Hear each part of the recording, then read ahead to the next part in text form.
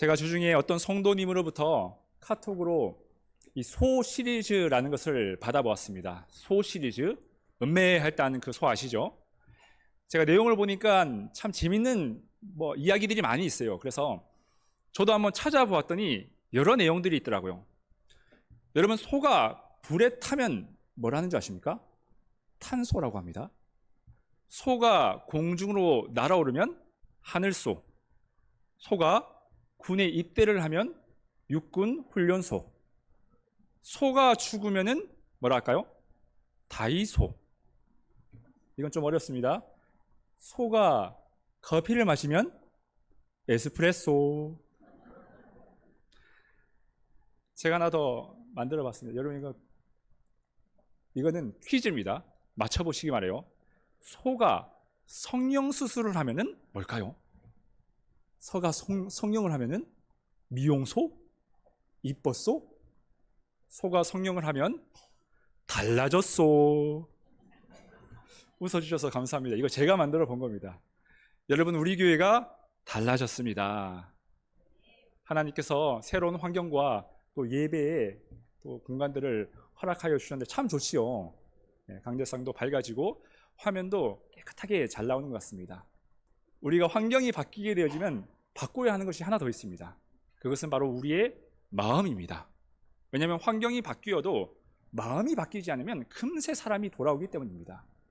사람이 좀 변화를 주고자 하면은 제일 먼저 미용실을 간다라고 해요. 가서 그룹으로 이게 볼륨도 만들어 보고 이렇게 파마도 하고 머리카락도 잘라 보고 합니다. 조금 더 신경 쓰시는 분들은 이제 옷도 바꾸어 보고 액세서리도 바꾸어 본다고 합니다. 조금 더 여유가 있는 분들은 핸드폰을 바꾸기도 하고 또 차량을 바꾸시는 분들도 계시다고 합니다. 왜냐하면 환경을 바꾸게 되어지면은 우리의 마음이 뭔가 새로워진다는 느낌을 갖기 때문입니다. 여러분, 참 신기하죠? 바꿨음에도 불구하고 조금만 시간이 지나면 다시 옛날로 돌아오게 되어진다라는 사실이죠. 왜 그럴까요? 이 환경이 바뀌었을지라도 사람이 바뀌지 않았기 때문입니다. 우리의 마음이 바뀌지 않냐면은 금방 옛날로 돌아오게 되어지는 것이죠. 그러기에 환경을 바꾸게 되었을 때 우리의 마음도 함께 바꾸어야 하는 것이죠. 우리 주님께서도 누가복음에 이런 말씀하셨습니다. 새 포도주는 어디에 넣으라고요? 새 부대에 넣으라.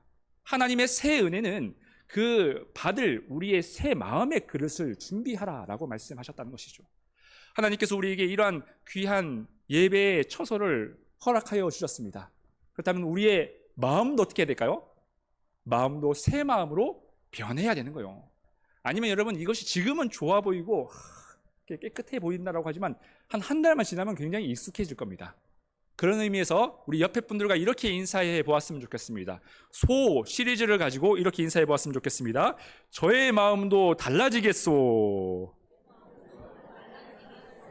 네. 한 번 더 인사할까요? 은혜 많이 받으이소. 오늘따라 너무 잘해 주십니다. 여러분, 하나님은 새 일을 행하시는 분이십니다. 그냥 새 일을 행하시는 분이 아니라 놀라운 일을 행하시는 분이십니다. 오늘 18절 말씀에 보면은 이렇게 기록하고 있어요. 너희는 이전 일을 기억하지 말고 옛날 일을 생각하지 말라. 과거에 있었던 생각들을 기억하지 못할 정도로 하나님께서는 새로운 역사를 만들어 가시겠다라는 약속의 말씀인 것이죠. 그렇다면 과거의 일, 예전의 일은 무엇을 의미하는 것일까요? 16절은 이렇게 기록하고 있습니다. 우리 함께 읽어보겠습니다. 16절 말씀에 그 다음 구절입니다. 16절 없습니까? 제가 읽겠습니다. 바다 가운데 길을 큰 물 가운데 지름길을 낸다, 이런 말씀이 있습니다. 바다와 강에 대한 이야기를 하고 있어요. 이건 무엇을 의미하는 것일까? 바다 가운데 길을 만든다? 이게 어떤 의미일까요? 여러분, 어떤 민족과 그 나라의 사람들만이 기억하는 역사적 사건이 있습니다. 가령 예를 들어서 거북선 하면 누구를 떠올립니까? 이순신 장군을 우리가 생각하게 되어지죠. 세종대왕 하면은 무엇을 떠올리죠? 10,000원짜리 지폐가 아니라 훈민 저금을 떠올리게 됩니다. 이스라엘 백성에게 강 혹은 바다 하게 되어지면 떠올리는 사건이 있어요. 그것은 바로 홍해의 기적의 사건입니다. 출애굽을 한 이스라엘 백성들이 홍해 앞에 서게 되었어요. 그때 애굽의 최정예 부대, 지금으로 치자면 이제 특수 부대와 같은 자들이 이 칼을 들고 이스라엘 백성들을 죽이기 위해서 달려오고 있었어요. 앞에는 시커먼 물이 흐르고 있고 뒤에는 최정예 군사들이 오고 있습니다. 이스라엘 백성들은 빠져나갈 길도 없고 싸울 힘도 없었던 상황이에요. 그들이 기다리는 것은 도륙을 당할 수밖에 없는 운명이 그들의 어떻게 보면 시간이었던 것이죠. 그런데 하나님께서는 어떤 일을 이루십니까? 홍해를 갈라버리세요. 그 바다를 갈라서 길을 만들어서 이스라엘 백성들로 하여금 생각하지 못한 기가 막힌 방법으로 구원을 이루어 가십니다. 그러기에 이스라엘 백성들에게 바다, 강 이러면은 대번 떠올리는 것이 홍해 사건을 떠올리게 되는 거예요. 그런데 하나님께서 오늘 무슨 말씀을 하고 계시죠? 이전일, 즉 다시 말해서 이 홍해 사건조차도 너희들이 기억하지 말라. 왜냐하면 더 놀라운 일을 새 일을 준비하시겠다라고 말씀하신 것이죠. 그렇다면 이 새 일이라는 어떤 것일까요? 20절은 이렇게 기록하고 있습니다. 우리 함께 읽어보겠습니다. 20절 시작. 내가 광야의 물을 사막의 강들을 내어 내 백성 내가 택한 자에게 마시게 할 것임이라. 아멘. 광야의 물을 사막의 길을 강을 만드신다라고 말씀하십니다. 여러분, 요즘에는 기술이 좋아서 사막 가운데서도 이 도시들 가운데 수로가 이 물이 공급이 되어집니다. 그래서 아랍에미레이트 같은 경우는 그 사막에서도 이렇게 호텔도 있고 잘 지어졌지 않습니까? 하지만 고대 사회에서 이 사막에서 물을 얻는 것은 이건 불가능한 일이었어요. 광야에 강이 있다? 이건 말도 안 되는 상황인 겁니다. 근데 우리 하나님께서 이 일을 행하시겠다라는 것은 무슨 말씀을 의미하는 것인가? 하나님께서는 인간이 생각할 수 없는 방식과 그 역사로 인해서 백성들을 구원하시겠다라는 약속의 말씀인 겁니다. 상상하지 못하는 방법으로 그들을 구출해내시겠다라는 약속인 것이죠. 실제로 하나님께서는 이러한 역사들을 이스라엘 그 민족 가운데 행하여 주십니다. 남유다 백성들이 바벨론의 포로로 끌려가게 되어집니다. 여러분, 군인들이 포로로 끌려간 것이 아닙니다. 백성들이 포로로 잡혀갔다는 것은 그 나라는 망했다는 거예요. 그 나라는 이제 지도상에서 사라져버리게 되었다는 것을 의미하는 것입니다. 바벨론은 얼마나 큰 힘을 가지고 있었던 나라인지 몰라요. 그 당시 고대 근동지방을 장악하고 있었던, 이 지배하고 있었던 거대 강국이 바벨론이었습니다. 다른 나라는 다 망할지라도 바벨론만큼은 망하지 않을 것이라 생각했어요. 그런데 하나님께서 새 일을 행하세요. 하나님께서 새 역사를 이루기 시작하니까 무슨 일이 일어나는가? 이 바벨론이라는 거대 강국이 너무나도 허무하게 무너져 버리게 되었습니다. 지금으로 치자면 미국이나 중국이 어느 날 갑자기 무너지게 된 것과 같다라는 것이죠.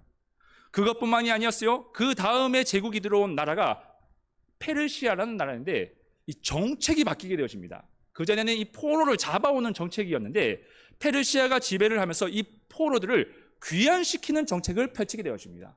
그러니까 이스라엘 백성들 입장에서 어제까지만 해도 노예였는데 그 다음날 아침에 일어나 보니까 자유인이 된 거예요. 그 전까지만 하더라도 이 포로였는데 이제는 나라를 얻게 되어지는, 이 귀국을 하게 되어지는 역사들을 경험하게 된 것이죠. 다시 말해서 하나님은 사람이 생각하는 그런 영역의 역사를 만들어 가시는 분이 아니라 하나님은 사람이 생각하지 못하는 방법과 그 역사로 말미암아 하나님은 우리에게 그 일들, 새 일들을 행하여 주시는 분이시다라는 말씀입니다. 그리고 그 하나님께서는 고대 이스라엘 역사에서만 일하시는 분이 아니라 지금 현재도 일하시고 계시는 분이심을 믿으실 수 있기를 바랍니다. 제가 전임 사역을 서울에 있는 이문동교회라는 곳에서 처음 했습니다. 그곳에서 풀타임, 교육 전도사가 아니라 아침부터 저녁까지 일하는 이제 풀타임으로 2년간 사역을 하다가 이제 목사 안수를 받게 되었어요. 근데 문제가 발생하게 되어집니다. 제가 속해 있었던 이 노회가 분규가 일어나게 된 거예요. 그래서 노회가 모이지를 않는 겁니다. 이 목사 안수라는 것은 자격이 되더라도 노회가 모여야지 받을 수가 있어요. 근데 이 노회가 회집이 되지 않으니까 마냥 기다릴 수밖에 없게 된 것이죠. 그렇게 기다린 세월이 얼마나 되었을까요? 2년을 기다렸습니다. 2년을. 주변에 있는 동료, 동기들, 후배들은 다 목사님 소리를 듣는데 저는 만년 전도사인 거예요. 이게 도저히 안 되겠다 싶어서 그 당시 계셨던 담임 목사님이 다른 교회를 이제 소개시켜줘서 그쪽으로 임지를 옮기게 되었습니다. 그 교회가 서울에 있는 연신교회입니다. 지금 제가 부임한 이 교회 직전에 있었던 교회였어요. 감사하게도 제가 부임을 하자마자 그 달에 제가 목사 안수를 받게 되었습니다. 그런데 또 문제가 발생하게 되었어요. 부임을 하고 나니까 그 당시 부목사님이 8분이나 계시는 거예요. 그래서 다들 사역을 감당하고 있는데 제가 할 수 있는 그런 사역의 자리가 없는 겁니다. 그러니 없는 자리를 만들 수 있는 것도 아니고, 그래서 결국엔 저는 어떻게 되는가, 이 사무실에 행정간사의 자리로 가게 되었습니다. 사무실에서 사역한다는 것은 어찌 보면은 가장 아래에서 낮은 자리에서 섬겨야 하는 자리였습니다. 교인들의 어떻게 보면 민원을 이렇게 접수해야 되고, 이 부목사님들의 어찌 보면 이 잔심부름을 해야 하는 입장인 것이죠. 얼마 전까지만 하더라도 이 교구 사역을 했던 저인데 지금은 뭘 자르고 붙이고 이렇게 갖다가 붙이고 이렇게 다니고 있는 거예요. 그러니 제 마음 가운데 온갖 생각이 다 드는 겁니다. 나는 왜 이 자리에 서 있는가? 왜 내가 속해 있는 노예는 저렇게 싸우는 것인가? 이렇게 답답한 마음을 가지고 시간을 보냈던 적이 있습니다. 그런데 하나님께서는 그 시간을 그냥 내버려 두지 않으시더라고요. 저에게 또 사역의 길을 열어주셔서 제가 한 1년 정도 사무관사로 있다가 이제 부목사님 자리로 들어가게 되었습니다. 제가 연신교회에서 부목사 생활을 한 시간이 8년 4개월입니다. 8년 4개월. 근데 부목사라고 해서 다 똑같은 부목사가 아니에요. 부목사님들도 서열이 있습니다. 아주 위기질서가 아주 강한 교회였기 때문에 서열이 있었는데요. 제일 높은 서열에 있는 목사님을 선임 목사라고 합니다. 선임 목사, 선임 부목사라고 하고, 우리로 치자면은 수석 부목사인 것이죠. 근데 제가 연신교회에서 수석 부목사, 선임 목사를 했어요. 몇 년간 했을까요? 4년 4개월을 했습니다. 여러분들은 별로 놀라시지 않지만 저는 굉장히 놀라운 사건입니다. 연신교회에서 이렇게 오랫동안 선임을 하신 분들이 없으세요. 근데 4년 4개월 제가 사역한 그 기간보다도 절반이 더 넘는 시간을 이 선임의 시간을 보내게 되었습니다. 근데 더 놀라운 것은요, 연신교회도 이 담임 목사님 청빙하는 것이 어려웠어요. 그래서 4개월 동안 담임 목사님이 안 계셨습니다. 이 공석의 시간이 있었어요. 그러다 보니 주일 강단을 섬겨야 하는 이 필요성이 있었는데, 연신교회는 아무나 주일 강단을 허락하지 않습니다. 최소 신학교 교수님이나 혹은 노회장 이상 지내신 분들만 이 설교를 맡기셨어요. 그런데 놀랍게도 담임 목사님이 공석이었던 그 4개월의 시간에 누가 설교를 했는가? 제가 설교를 했습니다. 여러분 놀래주셔서 감사합니다. 이것도 안 놀라실 줄 알고 대단한 일이었던 거예요. 그걸로 끝나지 않았죠. 그 시간을 다 보내고 난 뒤에 어떻게 됐습니까? 제가 우리 부산연합교회에 청빙을 받아서 담임 목사로 이 자리에 서게 된 것이죠. 할렐루야. 우리 하나님께 영광의 박수를 올려드리겠습니다. 여러분 한번 보세요. 2년 동안 안수 못 받았습니다. 1년 동안 사무간사로 참 서글픈 시간을 보냈습니다. 그런데 세상적으로 봤을 때는 해도 안 되는 사람인 거예요. 일이 안 풀려도 이렇게 안 풀릴 수가 있는가라는 그런 삶이었습니다. 그런데 하나님께서는 우리가 생각하는, 인간이 생각하지 못했던 더 놀라운 역사들을 준비하고 계시더라는 거예요. 그래서 그 교회의 모든 일들을 도맡게 하시고, 그리고 나중에는 이 부산연합교회에서 사역을 감당하게 되어지는 자리로 인도하시는 모습을 보게 되었습니다. 여러분, 하나님은 우리가 상상하는 것보다도 더 놀라운 일들을 계획하시고 준비하시는 분이심을 믿으실 수 있기를 바랍니다. 지금 당장 내 눈에는 보이지 않을 수가 있어요. 잡히지가 않을 수가 있습니다. 하지만 그렇다 하더라도 우리 하나님이 쉬고 계시는 것은 아니다라는 사실입니다. 우리 주님께서는 사막에서도 강을 만들어내시며 광야에서도 길을 개척 하시는 분이심을 믿으실 수 있기를 바랍니다. 그 하나님께서 우리 교회 가운데, 부산연합교회 가운데도 위대한 역사를 계획하시고 준비하시고 지금도 이루어 가신다는 것을 여러분 믿으실 수 있기를 주님의 이름으로 축복합니다.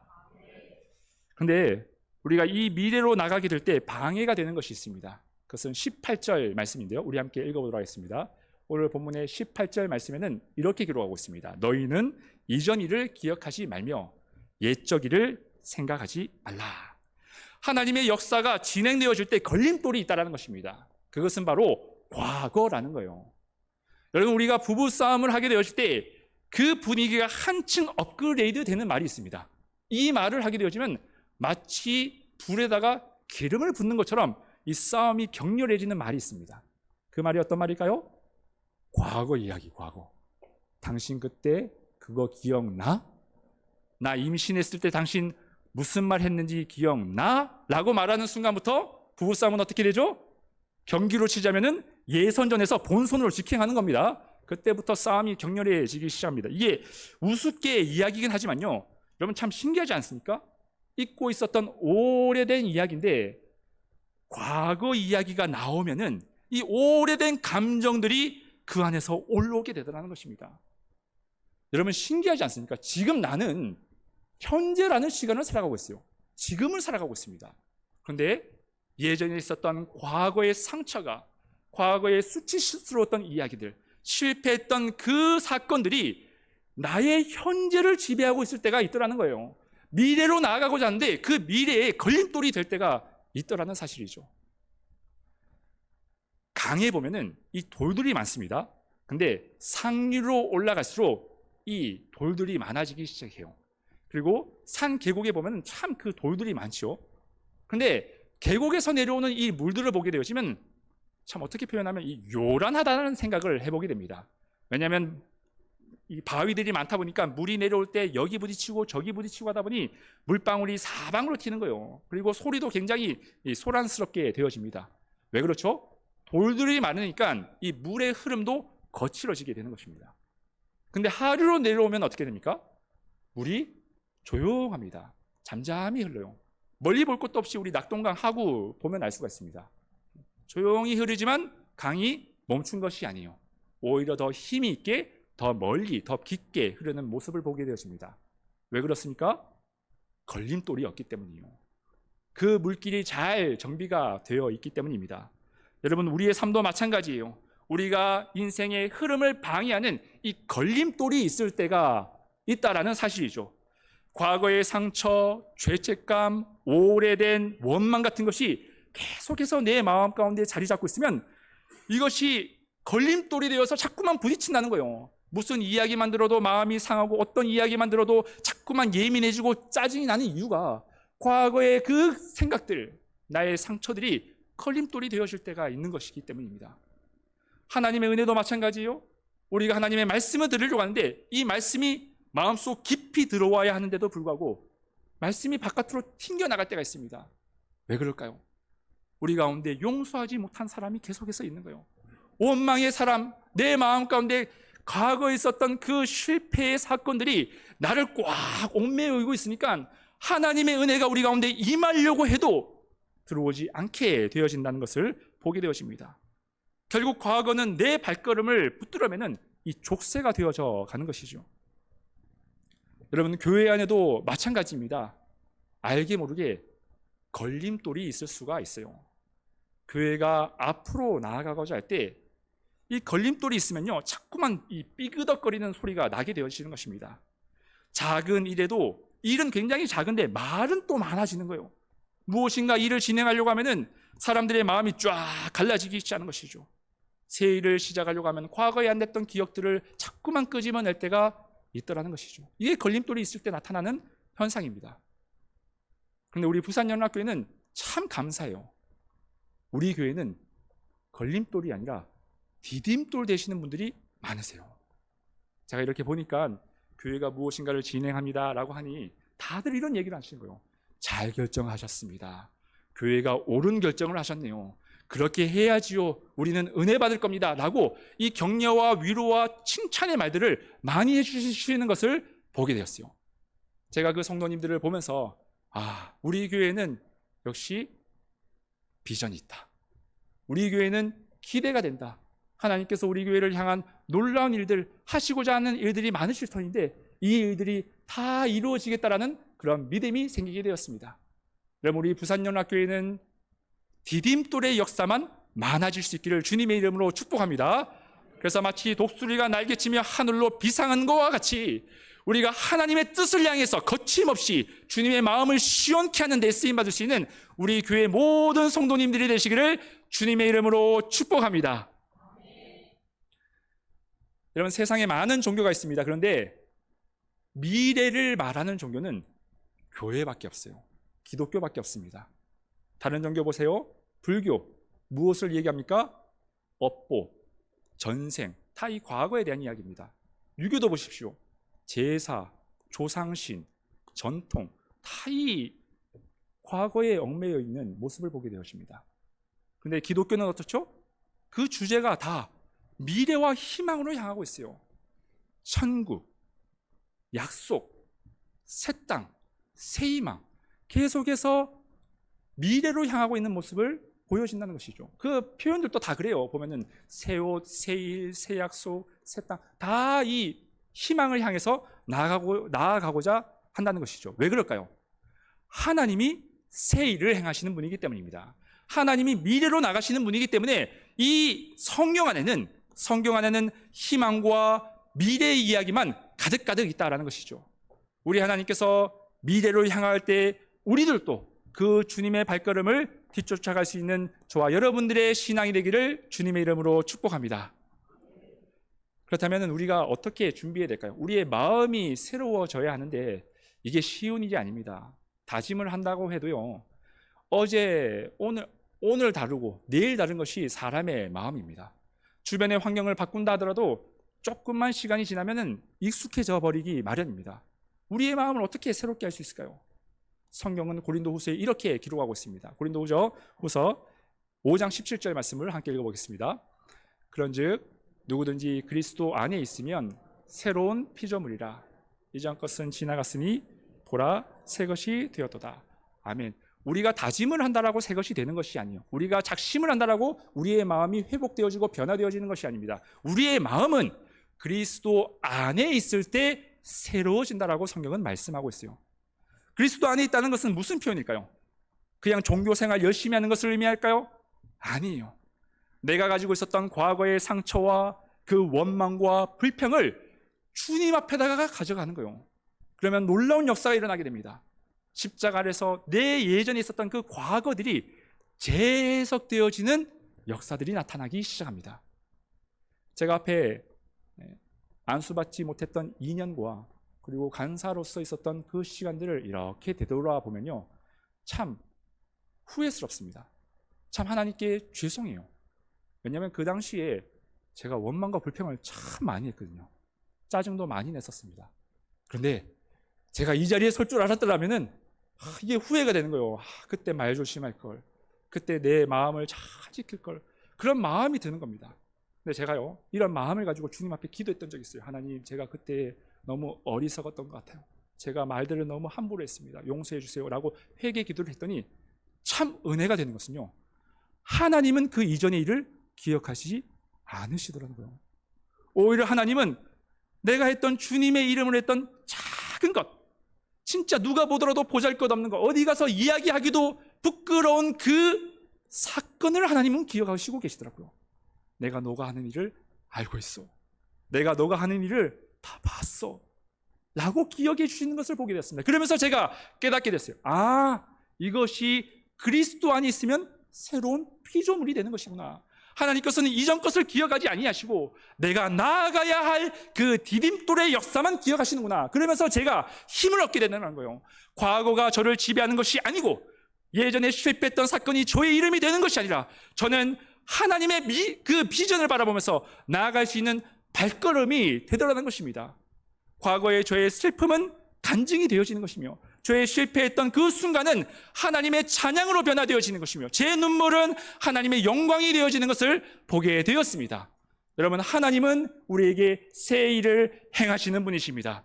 우리 교회를 향하여서 새 일을 계획하시고 그 일을 지금도 이루어 가시는 분이십니다. 사막에 강을 만드시며 광야에 길을 개쳐 가시는 분이 우리 하나님이십니다. 그 주님의 손을 붙들고 여러분, 하나님께서 나아가고자 할 때 그 발걸음 뒤로 우리가 같이 동행하여질 때 우리는 하나님의 위대한 역사를 보게 되어질 줄 믿습니다. 그 주님의 역사심을 바라보면서 한 걸음 한 걸음 믿음에 동행할 수 있는 저와 여러분들의 신앙이 되기를 주님의 이름으로 축원합니다. 우리가 이 시간 말씀을 기억하면서 함께 찬양하는 시간을 가졌으면 좋겠습니다.